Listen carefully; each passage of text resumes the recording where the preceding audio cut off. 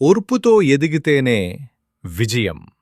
మట్టిలో ఉన్నప్పుడు పురుగులు తినాలని చూశాయి. మొలకగా వచ్చినప్పుడు పక్షులు పొడవాలని చూశాయి.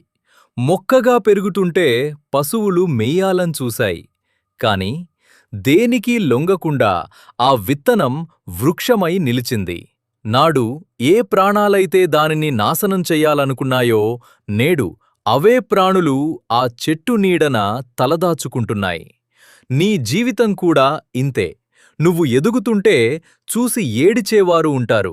నిన్ను కిందకు లాగాలని చూసేవారు ఉంటారు. కాని నువ్వు చెయ్యాల్సిందల్లా ఒక్కటే, ఓపిక పట్టడం. మౌనంగా నీ పని నువ్వు చేసుకుంటూ వెళ్ళు.